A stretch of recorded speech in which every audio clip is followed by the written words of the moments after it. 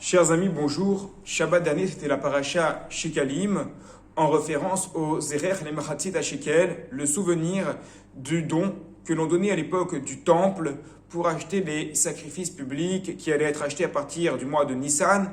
On donnait donc cet obol à partir du mois de Hadar dans lequel nous sommes rentrés. Et voilà maintenant que nous sommes dans la paracha Teruma qui traite finalement du même sujet, puisque la paracha commence ainsi, Veikru li teruma, ils prendront pour moi un prélèvement. Donc on parle donc des prélèvements, c'est-à-dire qu'on va toucher au sujet de la tzedaka, de ce que l'on peut donner, notamment ici pour les institutions, puisque rappelons-le, le Zerer Lemchatzit à Shekel, c'est une mitzvah de donner aux institutions, puisqu'elles aient de quoi fonctionner correctement. À ce propos, le Rav Zilberstein, dans le livre Vea Revna, pose une question intéressante qui peut être souvent d'actualité dans nos communautés. C'est un juif qui avait donc les moyens et qui avait l'habitude de donner, mais en secret, discrètement. Il ne voulait pas donner devant tout le monde et il donnait tout le temps pour les pauvres, pour les institutions. Et voilà que cet homme-là, qui avait l'habitude de donner la tzedaka dans sa keïla, dans sa communauté, il a remarqué que lorsque les gens montaient à la Torah, eh bien, ils donnaient de moins en moins. Alors, il a posé la question suivante.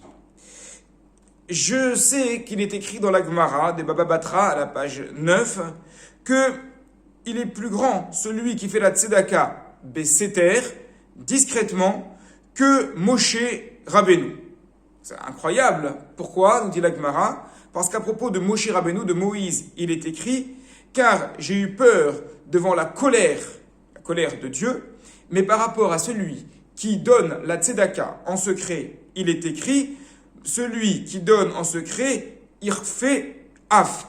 Il va tordre la colère, il va dépasser la colère. Sous-entendu que le fait de donner en secret peut être tellement important, une mitzvah tellement incroyable, que même si Akadosh Baruch Hu est en colère, ça peut détourner sa colère. Mais d'un autre côté, nous dit cet homme, j'ai un doute, parce que comme moi-même je ne donne pas devant tout le monde, les gens vont croire que je ne donne pas du tout. Or, les gens, lorsqu'ils sont à la synagogue et qu'ils montent au Sefer Torah, ils donnent de moins en moins. Et peut-être que si j'avais la possibilité de donner en public, bien que je n'aime pas vraiment ça, peut-être que ça permettrait aux gens de les motiver et de les inciter à donner plus. Donc il pose la question suivante, qu'est-ce que je dois faire? Est-ce que je dois continuer à accomplir cette mitzvah exceptionnelle de donner en secret discrètement, ou est-ce que je dois finalement faire ce que je ne veux pas vraiment faire, c'est-à-dire donner en public et annoncer les sommes que je donne au Sefer Torah pour inciter les gens à donner davantage? Alors le Rav Zilberstein a répondu, il n'y a pas de mitzvah plus grande que le zikouï arabim, que le fait d'inciter les autres à faire. Et c'est effectivement ce que disent les Chachamim dans la même Gemara de Baba Batra à la page 9, sauf qu'il s'agit du folio précédent, Gadol a me'ase yoter mina ose. Il est plus grand celui qui fait faire que celui qui fait. Et on parle effectivement là-bas dans cette Gemara de la tzedaka, c'est-à-dire que celui qui incite les autres à prélever la tzedaka, eh bien, il permet d'avoir un niveau, un mérite exceptionnel. Donc, dit le Rav Zilberstein, il lui a répondu, c'est la conclusion, effectivement, il est un bon niveau de donner en secret.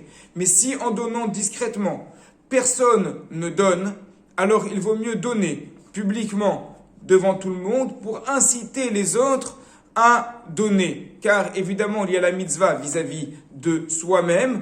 Pourquoi c'est bien de donner discrètement? C'est bien de donner discrètement parce que ça pousse à être anav, à être humble.